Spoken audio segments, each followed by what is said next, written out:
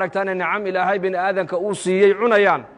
mid walba gaar ahaan fitamiinka si gaar ah iyada loogu abuuray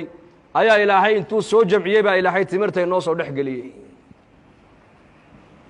timirtu waa nicmada muslimiinta ilaahay khaaska uga dhigay waana zaadkii muslimiintu ay diinta caalamka dhan ku gaarsiiyeen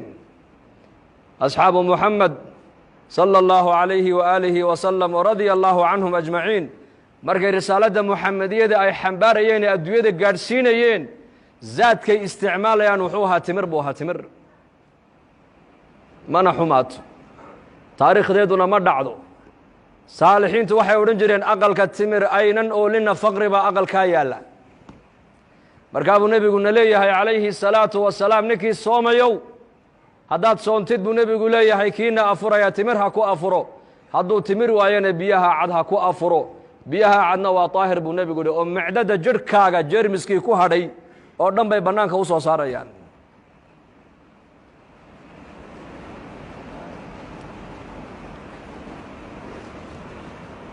bishani waa ilaahay ayaad ugu dhowaanaysaa qofka muuminku ilaahay buu ugu dhowaanayaa dembi dhaaf buu ka helayaa naarta ilaahay kaaga xoraynaya darajaadkaaga kor loogugu qaadaya caafimaadka ayaa kuu ziyaadaya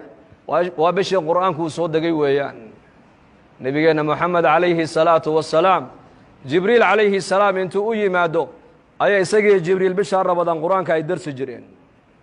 qur-aanka ayay akhrin jireen qur-aanka marka inakuna waxaa laynaga doonayaa inaan bisha maalinteedana aan wakhtigeenna aan buuxinno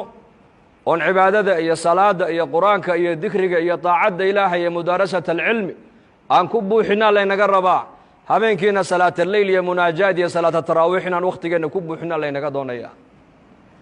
laba meeloodba shaydaankaa gala bay culimmadu yidhaahdeen wakhtiga madhanna shaydaanka ayaa dega aqalka madhanna shaydaanka ayaa dega marka qofka muslimkaa la dooni maayo wakhtigiisa inuu ka dhiga firaaq bal firaaqa wakhtigaaga ka ilaaliyo oo buuxi oo maxaan ku buuxinaynaa waxaan ku buuxinaynaa bishani maadaamay tahay bisha qur-aanku uu soo degay qur-aanka akhriskiisa ayaan badinaynaa maadaamuu nebigeennu calayhi salaatu wasalaam bisha malakuljibriil intuu u yimaada qur-aanka ay wada darsi ay jireen inakuna bisha rabadaan waxaa la doonayaa qur-aanka inaan darsino